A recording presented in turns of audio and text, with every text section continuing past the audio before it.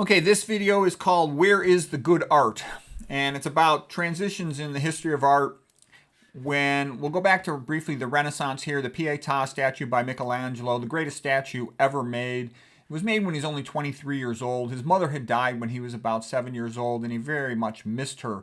And while this symbolizes, the death of Jesus Christu, it also is Michelangelo, in the lap of his mother, looking up to her. And notice how she's relatively large in size relative to him, but it's transcendent, it's magnificent, it's beyond great.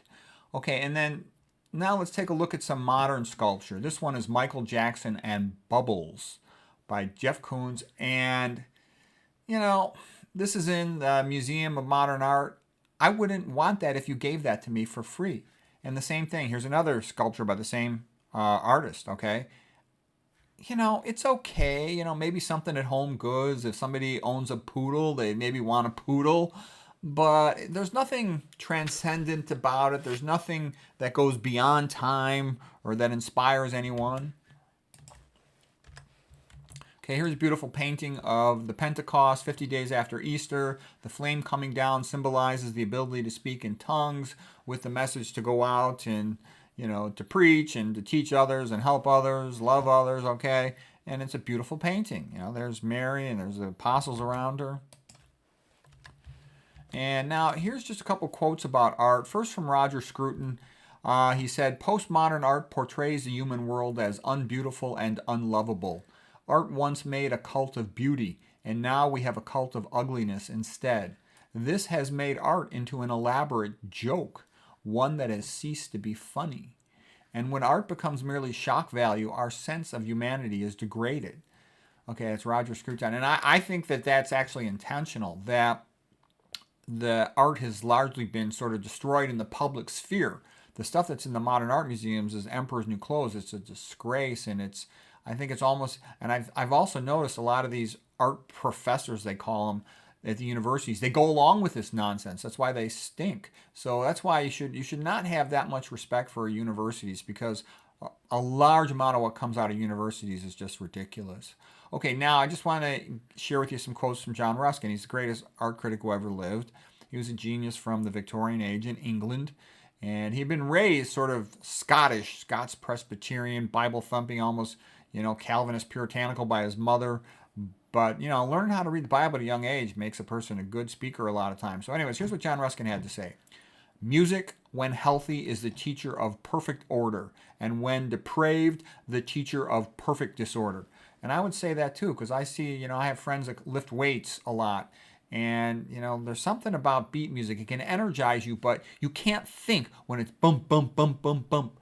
So, if you're listening to that in your car, that means you're not thinking. And, having time alone is kind of precious. You should be listening to an audiobook in the car. If you care about developing your brain and becoming a smarter, more intelligent person, and, you can listen to music any other time. Art is, here John Ruskin continues, "Art is the seeking for ideal truth. The teaching of art is the teaching of all things. All art is either instruction or infection. All art is either instruction or infection. Education is the leading of humans to what is best, and making what is best out of them. The training which makes men happiest in themselves also makes them most serviceable to others." Yeah, and I think that's a perfect description of what adults should do. They should teach, kids what is the good stuff from history. What are the skills worth knowing? And that's what the older men should be teaching the younger men and the middle-aged men, And yet people can decide for themselves what art they like, but most young people don't even know it exists. They're ahistorical, ignorant of Western civilization. So it's good to point out to them the good art, the good paintings, the good cathedrals, the good literature. Okay, now let's just take a look at these paintings from the 1800s. There was like a Victorian Renaissance of magnificent paintings in the 1800s. This is the greatest, most popular Irish painting. It's called "Meeting on the Turret Stairs." He has to go away to fight. And you can see, you feel these are real people. You could feel their emotions. It's very painful for them to have to say goodbye. They love each other and they're very sad. And it just emanates from that painting. Okay, and he's a heroic individual to have to go and take all these risks. And in a sense, the unspoken message, he's doing what he can to sort of protect her in his own way. And likewise over here. Again, you see the look in his eyes and in her eyes. They love each other. It's genuine. It's real. and he must go off with the other men, and she wishes him the best of luck. Godspeed means good luck, come home soon. So it's very sad, it's very beautiful, it rings true. And now here's a painting, of a happy family. Families used to be a lot bigger, and the father and the mother used to be a lot more likely to stay together and have the whole family together. And this is Christmas morning, a beautiful painting, again, from the 1800s. Most of the best paintings came from the 1800s. Okay, now here's sort of a more of a typical modern type painting. There is no meaning here. There's nothing that you'd want to remember. It took a lot of artistic talent to be able to draw this. The colors are kind of spectacular, but there's also sort of a vulgar sexualization of things here. And there's nothing that you want to take with you about this. And there's no real heroes here. There's just these make-believe heroes, for entertainment. So there's no meaning. There's nothing that will stand the test of time there, even though it took a lot of artistic talent to make it. Now, the tail end of the 1800s, there's still a lot of great art being produced. And really, a major turning point was World War I, which I think led to a demoralization of Western civilization.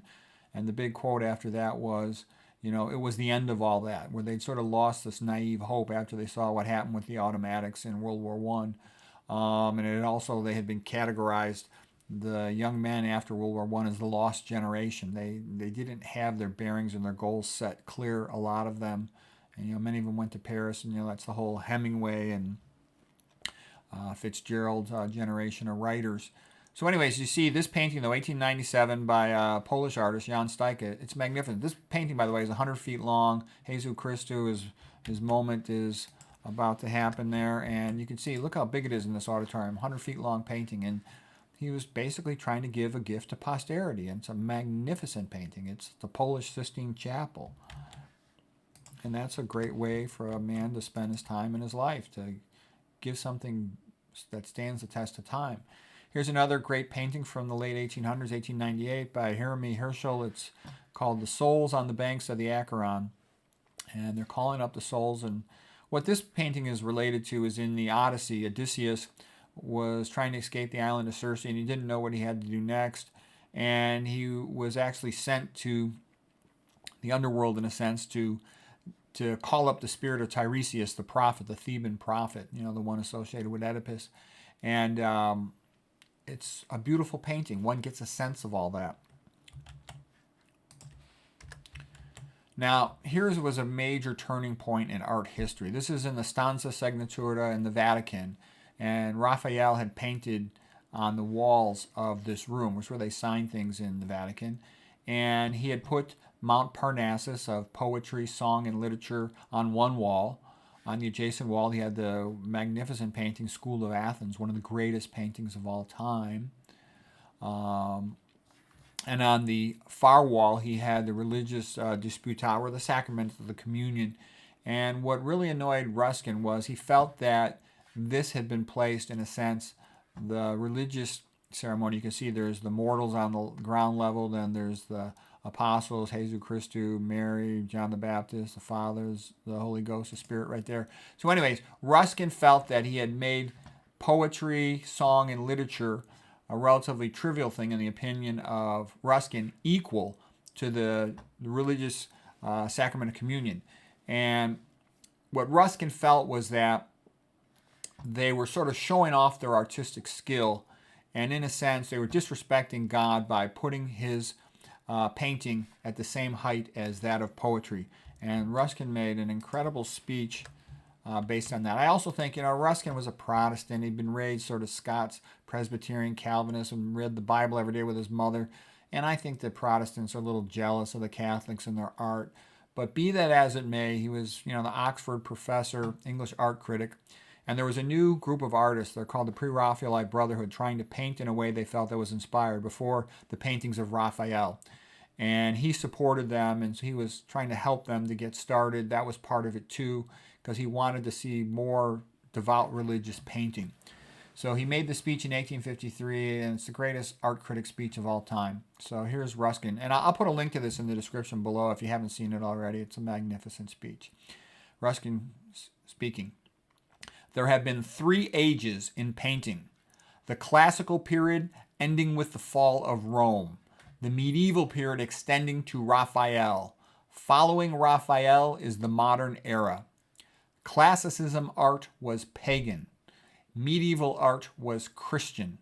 Modern art denies Christ. All ancient art was religious. All modern art is profane. The ancient art was moral. The modern art is immoral. In medieval art, truth is first and beauty second. In modern art, beauty is first and truth is second. All ancient and medieval art was religious. All modern art is profane. This distinction is as firm as light and darkness. He who offers God a second place offers him no place. Raphael, on one Vatican wall, wrote, "The kingdom of theology is presided over by Christ." And on the other wall, he wrote that the kingdom of poetry was presided over by Apollo. And from that spot and that hour, the intellect and the art of Italy date their degradation. Raphael elevated the creations of fancy to the same rank as the objects of faith on the other. The doom of the arts of Europe went forth from that chamber. The medieval principles that had led up to Raphael and the modern principles have led down from him. Just as classical art was great in building to its gods, medieval art was great in building to its God, and modern art is not great because it builds to no God. John Ruskin, 1853. So I'm going to show you some modern paintings. There's a few good artists less. We're going to talk about that. But I also want to show you, just for using your own judgment, and for young people especially, you look at Picasso, what do you get out of this? Nothing. It's kind of disgusting. It's vulgar. It's like a kid could have made this in junior high. And then all these people pretend like that's some great art. It's a piece of junk. Okay? And look at these typical modern buildings. There's a lot of modern ones that are even more ugly than this. They look like, rabbit cages or something. And typically, instead of a Picasso, there's a statue of something out in front of them that looks like a statue of a turd. That's what Tom Wolfe, the writer, said. Every modern office building looks like animal cages and has a statue of a turd in front.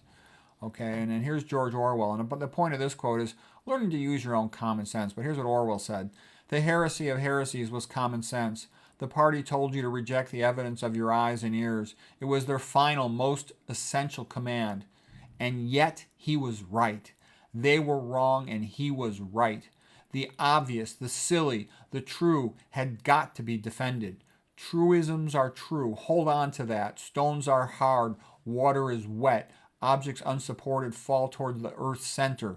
With that feeling that he was setting forth an axiom, an important axiom, he wrote, "Freedom is the freedom to say that 2 + 2 makes 4. If that is granted, all else follows." Okay. And then here's a painting, The Circus Lover of James Tissot, and I'm kind of put that in as a joke in a sense for like the Monty Python's quote, and now for something completely different. Actually, we're going to keep on looking at art, but I sort of had that slide from another talk and just threw it in there for this talk too. All right, anyways, we talked about the American Gothic in my recent talk. It was a really nice painting made in 1930. And on the one hand, this Grant Wood, the artist from Iowa, was trained in classical art, and he's a talented guy. On the other hand, it's a little bit facetious and plain. It's okay to make it playful. After seeing all the cathedrals in Europe, he thought it was funny to see a Gothic window, because the Gothic cathedrals emphasize verticality with the real high ceilings. So to see that on just a one-story farmhouse, he thought was funny. Okay, so anyways, I talked about that in a previous lecture, but it's kind of a nice painting, and it has its place. I actually like it. And what I'm going to say here is that nowadays you never hear. There still are some good artists, and there still were some really great artists in the 1900s, but almost no one knows about them. This is Arnold Freiberg. He was a magnificent artist, and he painted the Ten Commandments. This was in association with the great movie The Ten Commandments, directed by Cecil B. DeMille. Okay, and this was Charlton Heston as Moses. And you can see it's a rather spectacular painting. And then here is a painting. This is a more recent book by Dino Di Durante when he wrote about Dante's Inferno, the Divine Comedy. And this is a very beautiful set of drawings that go with that book and story. Here's another one by Arnold Freiberg, GW at Valley Forge, praying. And by the way, all the founding fathers, like more than 97 and 98% of them are all devout Christians, okay? And there were hundreds of them. It wasn't just like a few that wrote the Declaration of Independence. There were hundreds of them that were involved in editing and signing all that stuff, the Declaration of Independence and the Constitution. All right, so anyways, beautiful painting of G.W. Praying at Valley Forge by Arnold Freiberg. There's also some of these type of artists that are magnificent, realism. Dan Troiani. You can, if you look them up, any of these artists I'm showing you, they'll have a whole bunch more paintings if you just look them up. Magnificent painting here at Bunker Hill in 1775.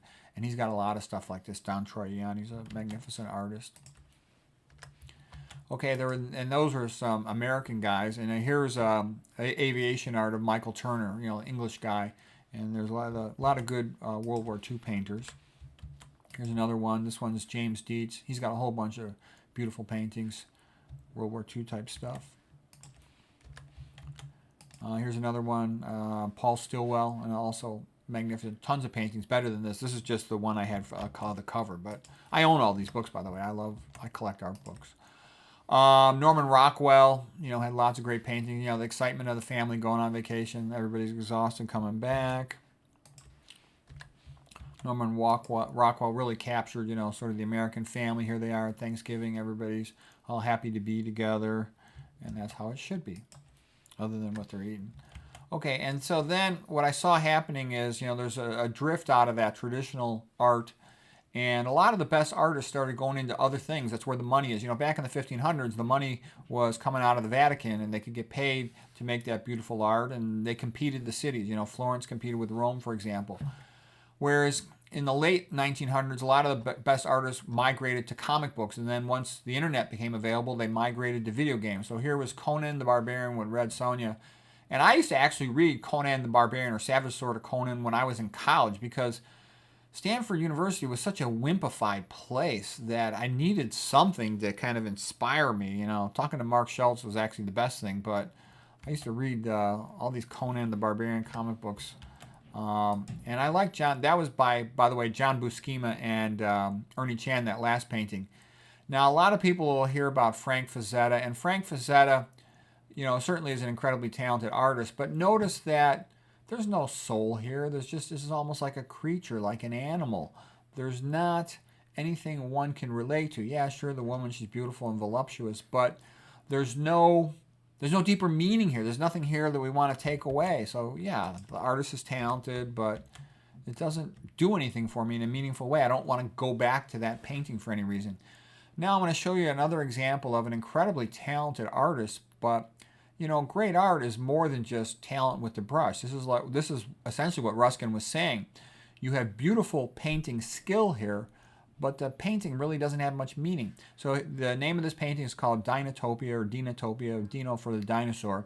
The artist is James Gurney, and he's a magnificently talented artist. This is spectacularly beautiful, sort of a Roman architecture in the background, and then the people are riding dinosaurs. Obviously, though, it's meaningless. It doesn't resonate with us. The people are highly skillfully drawn, but again, there's nothing transcendent or meaningful here. It's just like Ruskin said. It's beautiful without any appreciation of God or pretty much anything else that's meaningful. And it's okay just for fun. Sure, illustrate a kid's book. But look at this painting here as well. This is another one by James Gurney from Dinotopia. And you see these, people are elegant, and they've got real lifelike, natural expressions on their face. And you can sense that they're doing something meaningful. And then you've got this raptor in the picture, this dinosaur that in real life you would probably be going after him like he did in the Jurassic Park movie by Michael Crichton. And it kind of, for me, ruins the painting. I mean, they're, beautiful people with something meaningful to them happening, whatever it might be. There's nature in the center, the flowers, all of this is like the beginning of a really good painting. And then there's this, and it just becomes nonsense.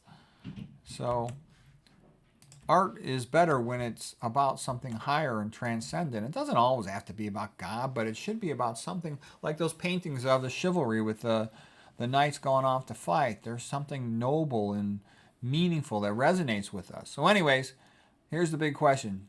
all these great artists, the few that still remain, they're all sort of almost in hiding in these esoteric specialized areas, whereas the museums are filled up with the junk like we saw at the beginning. And so here's the question: is the American dream still alive? This painting is Bald Eagle by Robert Bayman. He's sort of a Canadian, but man, he's the greatest nature artist that ever lived.